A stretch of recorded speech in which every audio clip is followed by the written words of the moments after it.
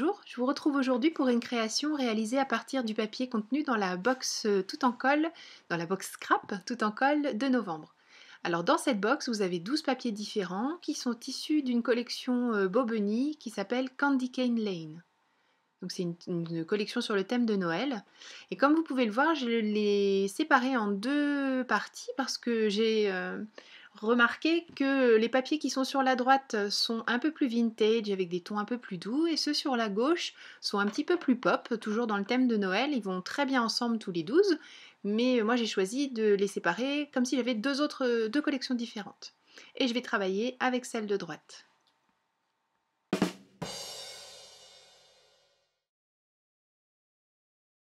Alors sur mon Bristol de 21 29,7, je vais faire des marques sur le côté qui fait 21. Alors la première marque à 6 cm. En fait attention d'être bien précis dans vos mesures quand même. Donc 6 cm, 11 cm, 16, 18 et demi. Donc 6, 11, 16 et 18 et demi. De l'autre côté, on fait une marque à 2 et demi,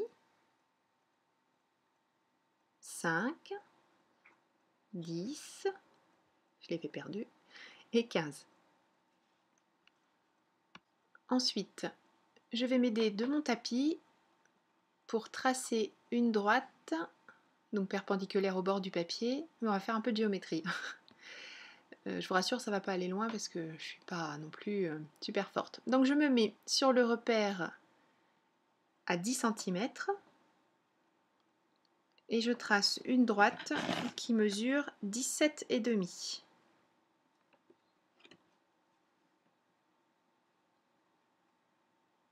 On peut prendre une équerre. Hein. Et je vais faire un repère, donc en partant du bord à droite, je vais vers la gauche et je fais un repère à 5, 10, 15 et donc j'arrive au bout à 17 et demi.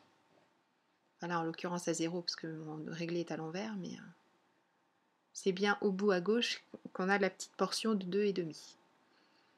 Ensuite, je trace la perpendiculaire à celle qu'on vient de tracer en me mettant au repère qui est à, alors en partant à 10 cm en partant de la droite. Ah, c'est un petit peu chaud, mais vous allez voir, en fait c'est facile à la fin. Ensuite, je prends le repère à 5 ici, à 5 dans l'autre sens en bas. Même chose ici. De toute façon, vous reprenez vos petits points, vous allez bien voir que ça correspond avec ceux que j'ai fait moi.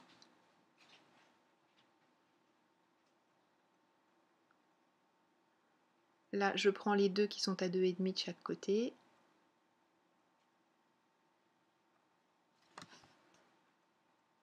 Là, les deux qui sont à 5.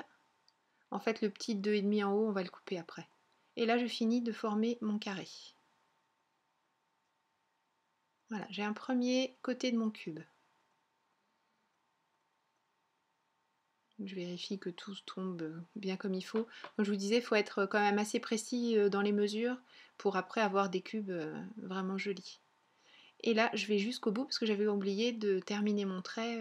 On aura besoin de cette petite languette en triangle.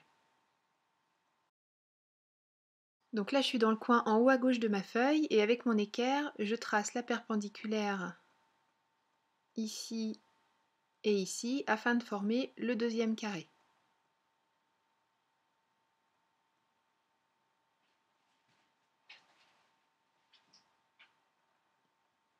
Donc moi je gomme ce qui dépasse juste pour que ce soit plus clair pour vous.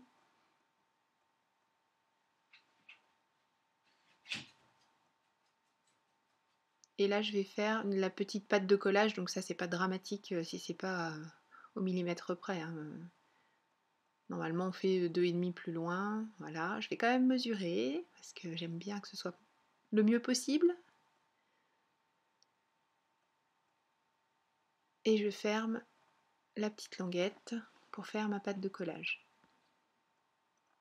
Voilà, la première forme est terminée. Il nous reste juste à rajouter les petites encoches qui vont nous permettre de mettre en place l'élastique après. Donc là on peut le faire à main levée, hein, c'est ce que j'ai fait sur le craft, mais on peut aussi le faire nickel bien en prenant l'équerre. Voilà, pour être... En fait, l'essentiel, c'est d'être relativement au centre du cercle. Du cercle, bien sûr, c'est un cercle. Au centre du triangle. Voilà, et après, on fait un genre de petit bonhomme penché. C'est juste pour que l'élastique ne se sauve pas, qu'il soit bien tenu. On le voit mieux sur le dessin de gauche, je trouve.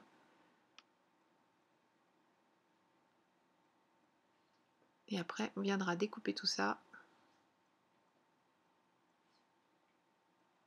pour accrocher l'élastique. Voilà, première forme terminée. On va maintenant passer à la réalisation du dessin de la seconde forme, parce que les deux formes sont relativement semblables, mais pas exactement les mêmes. Ce serait pas rigolo sinon. Donc on part du bas, en bas à gauche de la feuille, on fait une première marque à 5 cm et une seconde à 10 cm. Ensuite là je m'aligne, voilà donc 5 et 10, je m'aligne sur mon tapis pour m'aider des traits, pour réaliser la perpendiculaire à mon côté gauche, à partir du repère qui est à 5 cm. Et là je vais faire une droite qui fait donc 17 cm et demi de long comme la première fois, une marque à 5 cm, une marque à 10, une marque à 15 et une marque à 17 et demi. 5, 10, 15, 17 et demi. Ensuite, je prends mon point à 10, le premier point à 5, donc mon point à 10 à gauche, le premier point à 5 sur la droite. Je trace la diagonale et je fais la même chose en miroir pour tracer la diagonale du bas. Donc je garde le même alignement, je trace cette première diagonale qui fait donc 7 cm.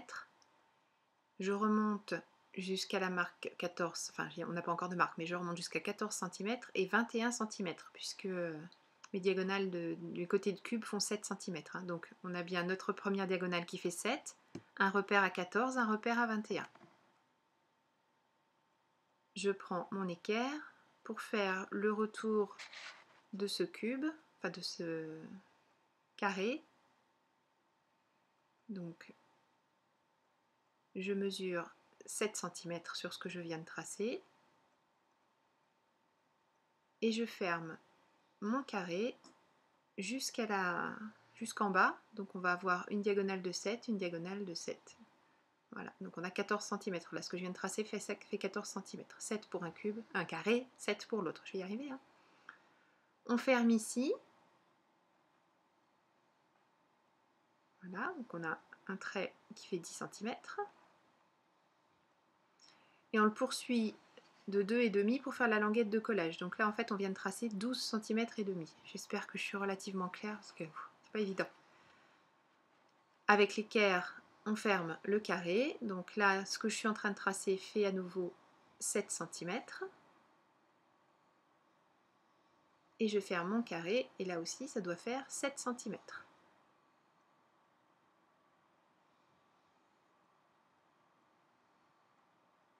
Donc là, je cherche un peu comment vous montrer pour finir de tracer la pâte de collage. Et je vais le faire à l'arrache en suivant le bord de feuille. Si, je me souviens. À force de tourner dans tous les sens. Voilà. Donc là, je fais une parallèle à mon bord de feuille. Ça paraît pas droit, mais ça l'est au final. Et de chaque côté de ma petite pointe de carré, j'ai 2 cm et demi de ce côté et 2 cm et demi de l'autre pour faire mes deux pattes de collage. Donc je ferme la patte du haut et la patte du bas. Voilà, j'espère que vous suivez toujours. Donc là, je fais une marque à 5 cm en haut et je trace la perpendiculaire qui doit passer pile entre les deux carrés et pile au milieu de chacune des deux bases. Je vérifie quand même que tout soit ok. Ça a l'air de me plaire. Donc il ne reste plus qu'une petite chose à faire, comme tout à l'heure, faire les encoches pour que les élastiques viennent se loger et ne se sauve pas. Donc de la même manière, hein, j'essaie de viser à peu près le centre de mon triangle. On pourrait le faire en traçant des tas de choses encore, mais on va se perdre. Et puis là, ça n'a pas besoin d'être au millimètre quand même. Alors que les faces des cubes, si, ça a besoin d'être vraiment très précis.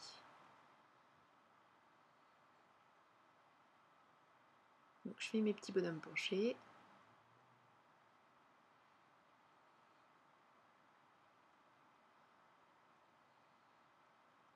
Et voilà, réalisation de la face numéro 2 terminée. Bon, on passe maintenant sur la version définitive, c'est-à-dire sur le craft. J'ai découpé tous les extérieurs et maintenant je marque tous les plis avec mon plioir. Là je le fais en accéléré parce que ça vous n'avez pas besoin de moi pour le faire. Et je plie. Alors là je reviens en un peu moins rapide. Je vais vous remontrer après parce qu'il y a des choses qu'on plie, alors on dit en montagne et d'autres en vallée. Alors je vous montrerai sur le second un peu plus lentement.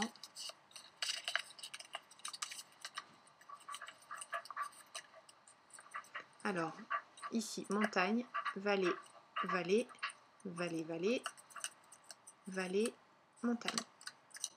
Montagne, vallée, vallée, vallée, vallée, vallée, montagne. Et voilà, même pas difficile.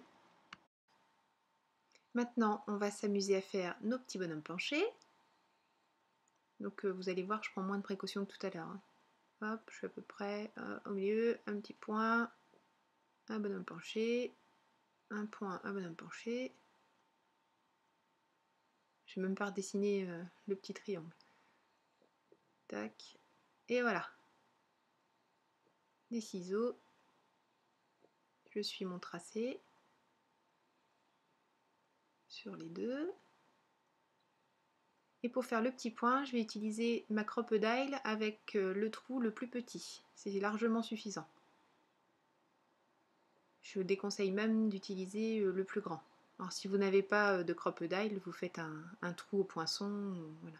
Il faut que l'élastique, la section carrée de l'élastique puisse entrer facilement dans ce petit trou. Maintenant, on va choisir les papiers pour habiller donc les 4 faces carrées et les petits triangles. Donc moi j'ai choisi d'utiliser, je vous avais dit, cette partie de la collection qui me paraissait plus vintage. Et j'ai choisi les étiquettes calendrier de l'Avent, les sapins et le faux uni rose avec les jolis flocons. Alors j'ai découpé 4 carrés de 6,6 de côté. Et non pas 4 mais 8 triangles, il faudra 8 triangles, donc 4 carrés de 4,2 de côté que je coupe en deux pour obtenir mes triangles. Donc là au début j'en avais coupé que 4 et j'en ai recoupé des roses parce que je m'étais un petit peu loupée. Donc j'encre toutes les arêtes de mes papiers et toutes les arêtes du cube. Moi j'ai choisi la vintage photo pour changer. Alors avant de coller mes décorations, je vais assembler les deux parties du cube ensemble. Alors vous voyez mes espèces de petits bonhommes à élastique, là il y en a un à gauche, un à droite. Et c'est cette languette qui va faire qu'on joint les deux morceaux ensemble.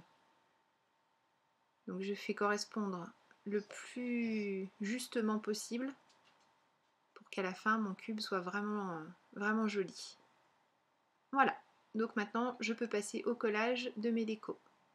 Donc c'est tout simplement les petits carrés. Donc j'ai choisi de laisser dépasser un petit peu du papier craft. Et j'alterne une face avec des sapins et une face rose. Alors faites attention si vous utilisez un papier à motif avec un sens de lecture, comme ici mes sapins, de les mettre correctement. Vous pourrez vous caler sur ce que j'ai fait là. Comme ça vous donnera un repère pour coller vos papiers après. Je colle mes petits triangles.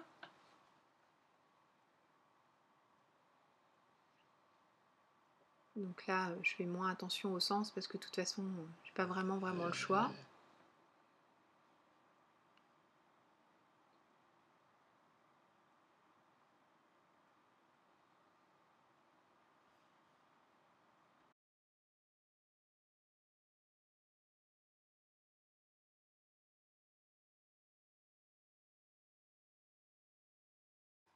Je finis de coller mes triangles roses qui seront sur le dessous du cube. Voilà, toutes les faces sont habillées. Donc maintenant, on va mettre un élastique. Donc je choisis, vous voyez la taille à peu près de l'élastique par rapport à ma boîte. Je le glisse ici, et puis la même chose en face. Voilà, c'est ça qui va faire que notre cube va se remettre vraiment en forme de cube à la sortie de la petite enveloppe. Enfin, du petit, vous allez voir, c'est pas vraiment une enveloppe. Donc je colle cette languette. Alors les plus pénibles, ce sont les deux dernières. Pénible, c'est pas non plus dramatique, hein. Voilà, et là, les deux dernières languettes, chacune pour un triangle.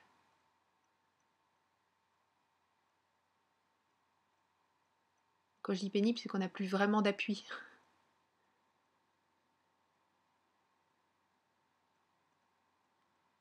Voilà, mais avec une bonne colle, il n'y a pas de souci. Alors maintenant, le genre de petite ceinture pour fermer tout ça. Donc là, je vous montrais un petit peu. L'essentiel, c'est que la partie du milieu fasse 7 cm et demi. Donc là, j'ai un petit truc qui dépasse, donc j'enlève. Donc la partie du milieu fait 7 cm et demi et on a 5 mm de chaque côté. Donc là, 7 de large, 7,5 de long, 5 mm. Voilà, pour faire une petite ceinture comme ça que je vais habiller avec les papiers de la collection à nouveau. Donc là je trouvais que le bas carré c'était pas très joli, donc j'ai juste arrondi mes angles avec mon corner jumper. J'ai fait une petite frise en bas avec une perforatrice de bordure de chez Martha Stewart. Je colle pour fermer et voilà, ça sera glissé comme ça. Allez, je vais finir les petites décos et je reviens vous voir. Alors j'ai choisi d'utiliser des chutes de mon papier et puis là j'ai découpé quelques-unes des étiquettes de la planche calendrier de l'Avent. Et je rajoute dessus un glossy accent ou du crystal drop comme vous voulez pour faire un effet de relief et de brillance. Donc je vais habiller les restes chacun des côtés du cube avec des petites étiquettes comme ça et j'arrondis tous les angles.